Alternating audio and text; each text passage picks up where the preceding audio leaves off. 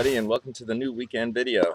As you all know, I do a video on Tuesdays, and then Mike and Barris, the Powercast comes out on Thursdays. And I've been thinking for quite a while now that I should actually do a post-Powercast video. So I'm going to do them on the weekends, and I'll do them either on Saturdays or Sundays.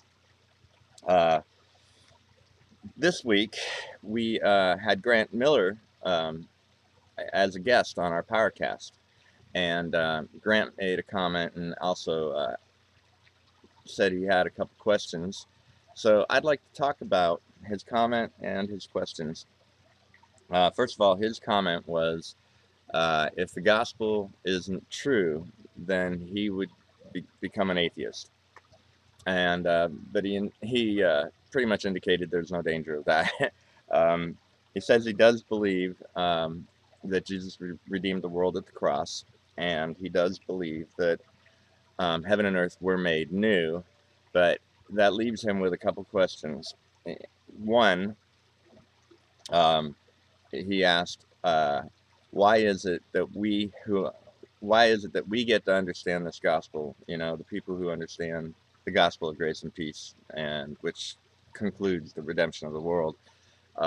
Why us? And the other questions he asked were, why then, if we are redeemed, why then is there still stuff going on like murder and rape and sickness and disease? And I didn't hear him when he was being interviewed ask those questions. I was in and out of my office when he was being interviewed. That was Tuesday morning, actually. But later that afternoon, he and I had to go a couple places, and while he was in my truck and we were riding around, he asked me these questions.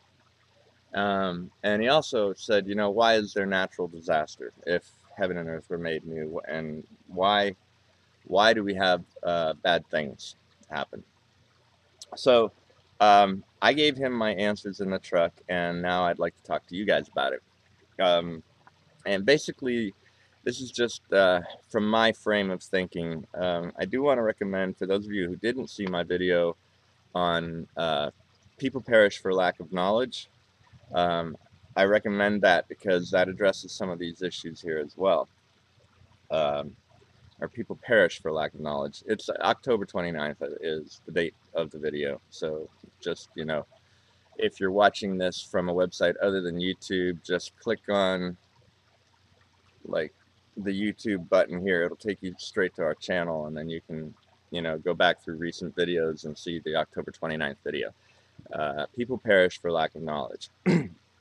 And so to address question number one, no, God doesn't choose us as if we're special to understand the gospel. Throughout my history with the Gospel Revolution and talking to people, it's all of us seem to just have we took the evangelical message so seriously that we really wanted to see if it was true, because there are, you know, this whole threat of hell if you don't believe in things like that. Some things just didn't seem to jive with us, or we took them so seriously that we really needed some assurance, and that was my case. And most of you know I was a teenager. I took it very seriously, and to the point where I needed to take a break from it, and I went to Germany for a year as an exchange student. And I happened to live with a family, none of whom believed in God. And then I went to school there, and of course all the friends I made, turned out none of them believed in God either. They didn't outright call themselves atheists, but when the subject of God came up, they had serious doubt that God existed. Now, they did believe, however, if there was a God, he could only be a God of love. But again, the doubt was serious that there even was a God. They were practically convinced there wasn't.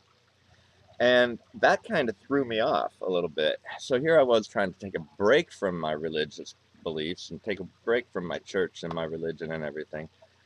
But their view of the world and life, I thought, was pretty scary. I was like, oh my God, all these people are going to hell. And but I also saw that these people were happier than I was, and they seemed to have a lot more love. And so it challenged me to see if my own beliefs were true, because I thought they were true. And the tipping point for me was because of my worldview of good and evil. It became clear to me that my unhappiness and their happiness were directly related to that. They didn't view the world as good and evil, or that the world is evil. And I viewed every occurrence in life, and every person, place, thing, occurrence in life, every moment in life, to some degree of either good or evil. And that in itself prevented me from loving, learning, and even understanding some things. And when that became a stark reality in my mind, I had only been there a couple months, and that became starkly true, that this whole knowledge of good and evil, um, and living by the knowledge of good and evil, was actually deadly for me. It was preventing me from living, loving, and understanding things. And so I literally forced myself to stop viewing life that way. And it felt like my brain turned around from front to back. In the process, within less than 3 months, I came to the understanding of the gospel of grace and gospel of peace, um, in, and just a little bit of a comparison. Mike's journey through this is he discovered the gospel of peace first, and then that led him to the gospel of grace. But once you understand the gospel of peace and the gospel of grace, you ultimately, inevitably, at some point, will come to the conclusion of the redemption of the world. You have just went over the slippery slope, and you will reach that conclusion. And that's, for me, it happened. I came to understand the gospel of grace first, then the gospel of peace, and then boom, redemption of the world.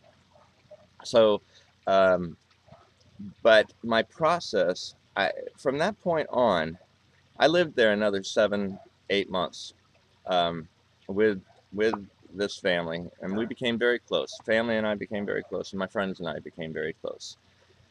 And I came to understand the gospel of peace, and I then lived with them another 8 months, to the point where their view was totally acceptable to me. That uh, their strong doubt of there even being a God, and I pretty much I found that acceptable. It's hard to describe, because here I truly understood the gospel, yet I found that view to also be acceptable. And I kind of lived for the next 9 years that way, where there may not be a God. Religion was not important to me. Religious thought wasn't important to me. I had religious friends and family, and it was fine with me that they were religious. We never talked about it. It was not a subject I liked talking about, so we didn't. Um, However, I have found that that old thinking of the knowledge of good and evil causes us to ask erroneous questions, and um, and it's based on presumptions, and presumptions are based on knowledge of good and evil, and calling things good or bad. So, to address Grant's first question, like I did address in the video, about, why are there murders and rapes and things. I explained to Grant, that first of all, that's based on knowledge of good and evil versus understanding the good news of the gospel. The knowledge of this gospel, if everybody were of the knowledge of everyone is equally righteous before God, and no one is in danger of God's wrath, and no one is a sinner. If everybody in the world had that knowledge, I think you'd see a drastically different world. But that question is as though if Jesus redeemed us all, then God should have somehow supernaturally given everybody a frontal lobotomy so that people would no longer be angry and emotional and kill people and rape and all this other stuff. And God's not going to do that. The knowledge alone can do that. The knowledge of this gospel can do that. But no, God's not a control freak. I found once I departed from the knowledge of good and evil, the only viewpoint I had to look at anything in life anymore was through a perspective of love, in seeking to understand things. Sickness and disease. Uh, again, is God's not a nanny. God is not a nanny. And as far as sickness and disease, every century we've made great strides in fighting sickness and disease. And now the strides we made over centuries are being made in decades and less. I think we can go a lot further. And again, if everybody had this knowledge of understanding, we'd work a lot better together and probably do things even faster. As for natural disasters, again, the question is why would God allow these things? The fundamental question to all this is, why does God allow suffering? And first of all, why are we putting that on God? Why would somebody put that on God? Again, it really does boil down to the knowledge of good and evil. I found if you partake of that fruit, you are not going to understand things. You are going to make rash presumptions. I do not look at things like that. I don't look at God allowing or disallowing anything. And whether it's sickness or disease or tsunamis or volcanoes or earthquakes, it's not even in my thinking. Why put that on God? Why put that on God? Is God all of a sudden going to make the earth a kid-safe zone? That takes the excitement out of life. Hurricanes, people live on the coast of Florida. They choose to live on that coast instead of inland, knowing full well it's a hurricane zone. But they take the risk. It's part of our humanity to take risks. It's also part of our humanity to tackle problems. Nature is wonderful. We live on a living, changing planet that evolves all the time. It's making land and taking land. It's storms come, storms go.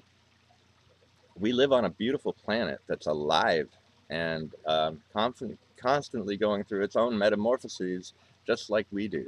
That's the beauty of this life. Why put it on God that something natural is happening when we took the risk to be in that area, knowing full well it is a tsunami zone or an earthquake zone or a floodplain, or we do that. And we try to build better, build stronger, and do things like that. And we're continuing to do it, but we still like taking the risk. There's no reason to put that on God. If I just look at things through the eyes of love, I partake of the fruit of the tree of life, and my perspective is love. I do not partake of the fruit of the tree of knowledge of good and evil, because my life perspective is death every time. So that's what I told Grant.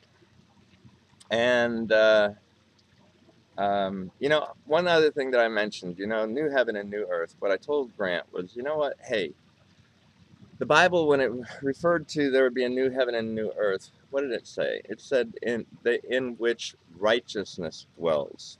See, prior to the cross, sin started in heaven with Satan. So sin was in heaven.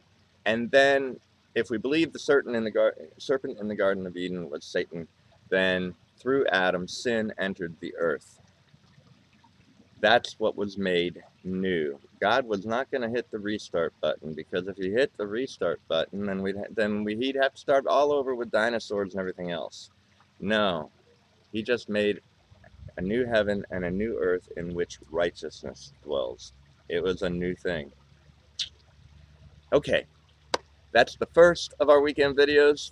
Hope you guys enjoyed it, and have a